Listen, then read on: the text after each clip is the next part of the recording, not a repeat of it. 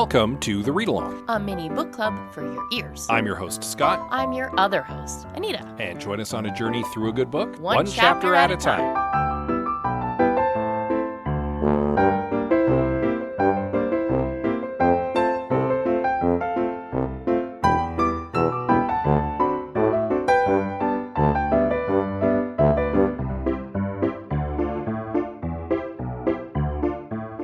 Do you like talking about movies? Do you like talking about mediocre movies? Do you like talking about how you could have fixed mediocre movies? Well, I certainly do, and you can listen to me, Scott C. Bourgeois, along with my co-hosts Greg Beaver and Liam Creswick, as we give our notes in I Have Some Notes. You can follow it now on your podcatcher of choice or support it by visiting patreon.com/I Have Some Notes.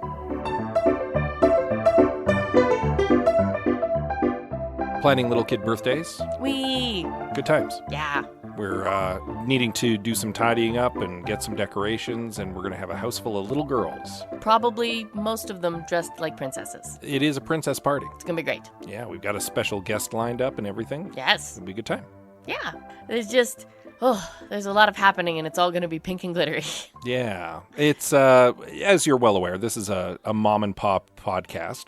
We are the mom and pop in question. Indeed. And we started this many years ago, before the birth of our son, as something to do together. Our firstborn. Yeah. He's 9 years old now. Mm-hmm. And our youngest, who was also born during the tenure of this podcast, is now turning 6. Yeah. So, Woo. Podcast's been going on for a while. Good for us. Yeah. 430 plus episodes. Really? We've missed, I think, one ever.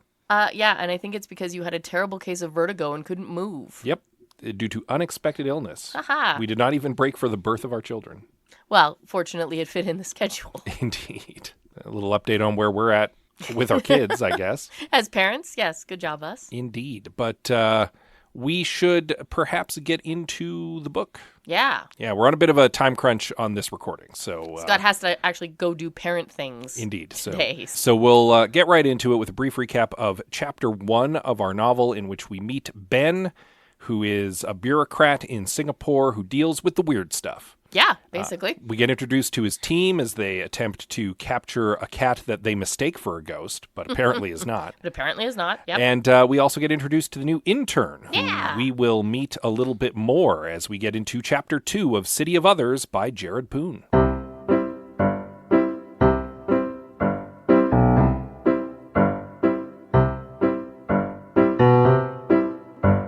So after yesterday, where Ben just was too busy to deal with anything else other than all the office stuff that had piled up, he finally makes it out to begin a field investigation of the ghostiness. Yeah, the quote-unquote ghosty thing that Jimmy found. Yeah, and he makes it out to this housing complex somewhere in Singapore. Yeah, he meets Fizah in the playground. Yeah, Fizah's there kind of dressed down, dressed cash, graphic tee, jeans, and immediately notes that he's kind of dressed well. Yeah, well, because he's got like a blazer and some dress shoes and like a nice button-up pair shirt. of slacks. Yeah.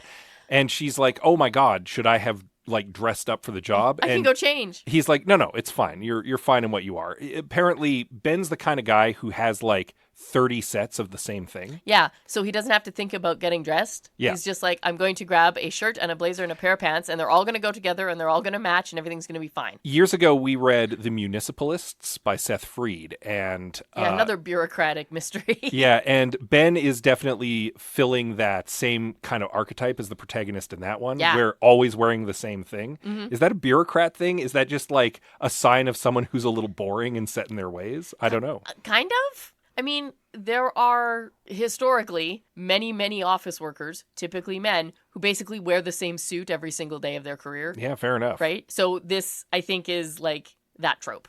Kind of his version of that. Yeah. Ben, we also learn a couple of other little details, lives with his dad. Yep. Well, they are roommates. Yeah, well, that's how we put it. Yeah, it might be less accurate to say that he's still living with his parents. Yeah, I don't think it's that. Yeah, and more that he and his dad happen to live together. Yeah. And he's shown up for a mystery. Now, Ben is very much a by-the-book kind of guy. So he's actually kind of looking forward a little bit to teaching Fizah the book today. Yeah. It's like, most people don't adhere to, like, the strict rules that we have to follow. So I'm going to teach her how to do it properly. Yeah, Right? he reminisces fondly about like the nice slideshow they've got put together for it for the presentation. All the training material, yeah. And he's got the book memorized. Of course he does. Because of course he does. So he's like, here's what we do. And he kind of lays out the ABCs of investigating. Although in this case it is the OR. The OAR. Yeah, you observe, analyze, and respond. So you look around for the weird stuff, then you figure out what the weird stuff might be based on what you've observed, and then you deal with the weird stuff. Take appropriate action. Indeed. So they begin with unobserved. They begin looking around the housing complex and the little playground they meet in, kind of around at the buildings. And Fizah does notice something a little odd right off the top. Yeah. Which is that a lot of the ladies all seem to be wearing kind of the exact same outfit. Or clothes that came from the exact same place. Yeah, this is something that Ben actually also kind of clocks when he notices like a bunch of ladies jogging by at one point. Yeah, but Fizah's very helpful here because she can pinpoint a little better.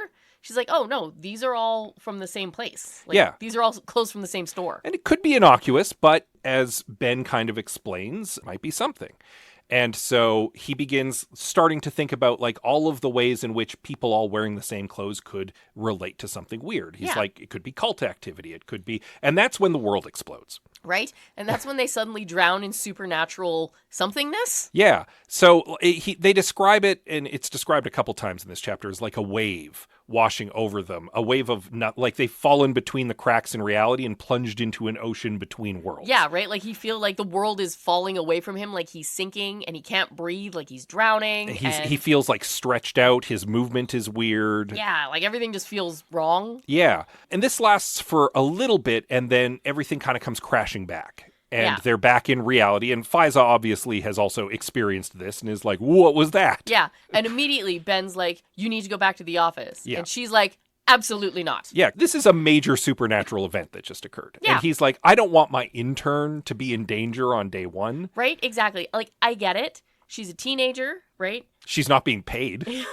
She's an intern, right? She's there to not learn, a full employee. She's a novice. Wait, this is her first day. I get it. I agree with you. Maybe let's not kill the kid on the first day. But she stands her ground and is like, nope, something weird happened. I'm on the ground. I want to know what's going on. I'm sticking around. And he's like, all right, I'll allow this. But if anything else dangerous happens, you cut and run.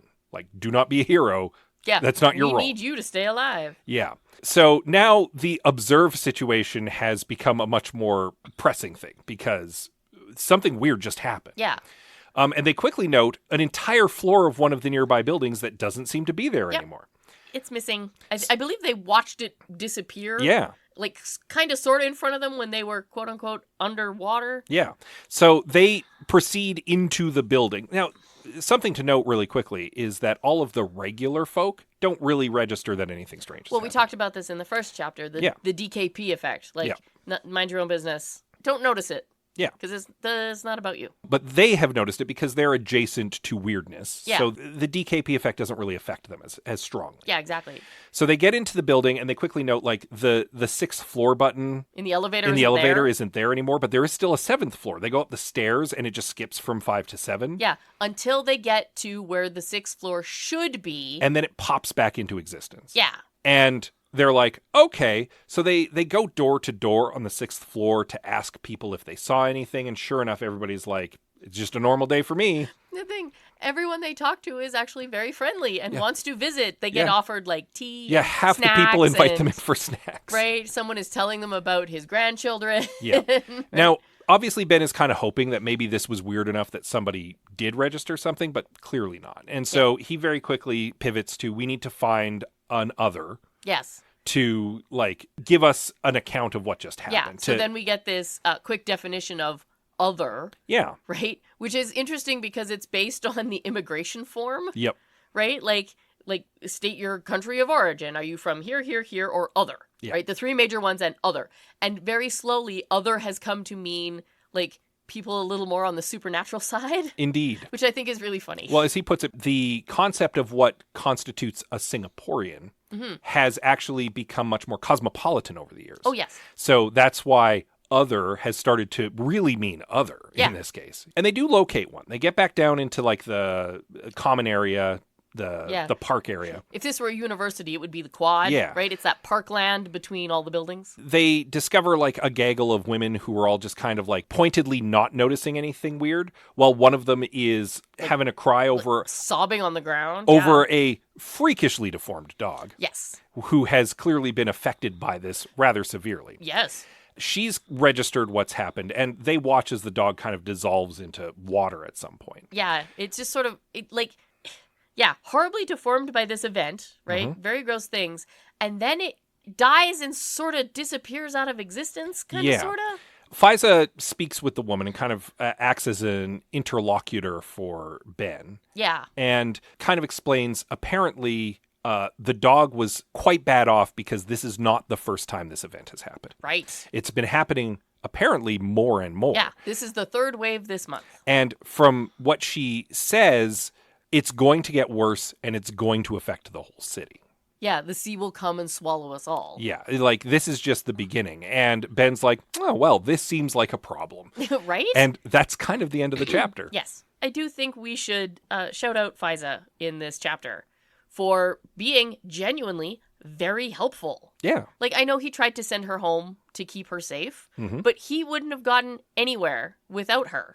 Well, it's not that he wouldn't have gotten anywhere. He certainly wouldn't have had an inroad with the woman they end up talking to. Yeah, right? He needed that interpretation. It was Certainly. very helpful. His initial investigation definitely would have been fine. And I'm sure he would have come back with someone who could have talked with them. Yeah, but... It would have slowed things down. Exactly. And I'm not trying to dismiss the fact that she was helpful. No, she was very helpful. Yeah. Thank goodness she was there. Also, she knew how to deal with this woman. Indeed. Right? He's standing there being like, ask her questions. And she's like, this woman is upset and needs a little bit of comfort before she talks. Not sure exactly what the woman is. I actually did a little search to see if there's a particular mythological creature that is noted for tears that turn into moths. Mm-hmm. Didn't really come up with anything. All right. So, question mark. Yeah, don't know. But, yeah, maybe we'll find out. Yeah. So the plot begins. Here we go. Yeah. Yeah. We're into the mystery. I guess we'll wrap it up there. There's not much else really to like sink our teeth into in this chapter. No, but it's coming. Because we feel don't really have any clues because we've only just been introduced to the mystery. Exactly. So we'll just leave it there and read up on Chapter 3 in time for next week. You'll want to do that as well. In the meantime, of course, as always, you can reach out to us and give us a little rating and review on your podcatcher of choice. Because we always appreciate that very much. Indeed. You can also get a hold of us via social media. 100%. You can find us on Facebook, Instagram, Goodreads, and Blue Sky. We are at the Read Along on most of those. Yeah, I also started a Discord server for us. Yes! The link is on our Blue Sky and in the show notes for this episode. If you want to just be able to chat with us more regularly and about other book stuff. Sure, why not? Sure. You can also send us an email. Oh, yes. You can reach us at thereadalong@gmail.com. And with that said, as always, we love you very much, and we'll see you next time. Magical spooky seas.